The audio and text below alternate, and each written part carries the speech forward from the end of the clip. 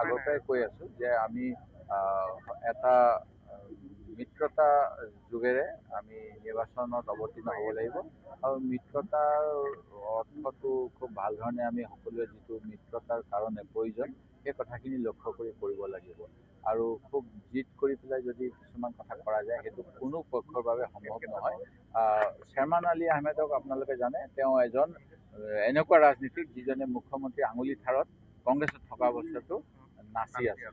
তেখেতে অসমত মিঞা ৰাজনীতি প্ৰৱৰ্তন কৰিলে, যিটো মিঞা মিউজিয়াম লাগে বুলি কোৱাৰ পিছত অসমৰ বিধানসভাত মুখ্যমন্ত্ৰীয়ে ক'লে আপুনি এনেকুৱা ধৰণৰ প্ৰস্তাৱ আনিব পাৰে, মিঞা বুলি আপোনালোকে জাতিটোক স্বীকৃতি দিয়ে। কিন্তু অসমৰ ইতিহাসত আপোনালোকে চাব মিঞা বুলি কোনো জাতি নাই। এই মুখ্যমন্ত্ৰীয়ে এজন LLM পাছ ডক্টৰেট থকা মুখ্যমন্ত্ৰীয়ে যিজনৰ জ্ঞান বহুত আছে, তেখেতে একমাত্ৰ ৰাজনীতি আৰু অসমৰ সমাজখন কলুষিত কৰিবলৈ এনেকুৱা ধৰণৰ ৰাজনৈতিক নেতাক প্ৰশ্ৰয় দিয়ে। সেই গতিকে শ্বেৰমান আলী আহমেদে যিজনে ক'লে যে 60 বছৰে কংগ্ৰেছে একো কৰা নাই, আজি আমি যদি চাওঁ শিৱসাগৰ নগৰতে কংগ্ৰেছৰ অৱদান বহুত দেখা পাওঁ। এনেকুৱা ব্যক্তিজনক যেতিয়া ৰাজনৈতিকভাৱে ৰাইজৰ দলে ইচ্ছা কৰিছে এটা প্ৰশ্ন কৰাবলৈ, তেতিয়া অকণমান অসুবিধা হয়। আমি সেই কথাবিলাক তেওঁলোককো অৱগত কৰিছোঁ।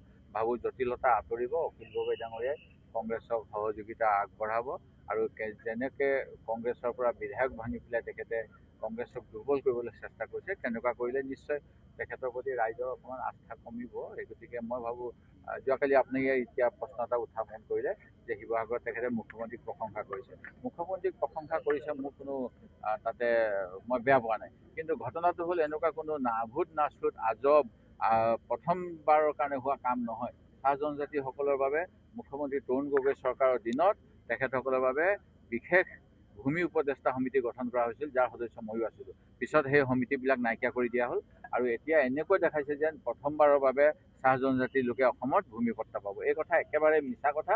মই এনেকুৱা অলেখ উদাহৰণ দিব পাৰোঁ মোৰ সমষ্টিত, যিবিলাকত চাহ জনজাতিয়ে এই স্পেচিয়েল পট্টা স্কিমৰ আগতেও পাইছিলে। দ্বিতীয় কথা হ'ল যি মিছন বসুন্ধৰা কৰিলে, মিছন বসুন্ধৰা 1, 2, 3 এই তিনিওটাতে অসমৰ ভূমিপুত্ৰসকলৰ মাটি তেওঁলোকে আবণ্টন পাবলৈ সক্ষম নহ'ল।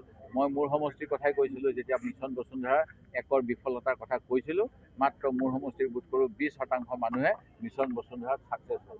দ্বিতীয়বাৰত তেওঁলোকে 1500 মানে পালে 6000 ভিতৰত। তৃতীয়বাৰ তেওঁলোকে আবেদনৰ সংখ্যাই কমাই দিলে আৰু মোৰ সমষ্টিত মই গৌৰৱে ক'ব পাৰোঁ এজনো ডি ভোটাৰ বোলা যি এটা অসমত নাভূত নাচুত বস্তু AGP আৰু সেই সময়ৰ BJP চৰকাৰে আনিছিলে, অটল বিহাৰী বাজপেয়ী ডাঙৰীয়া আৰু মুখ্যমন্ত্ৰী প্ৰফুল্ল কুমাৰ মহন্তই।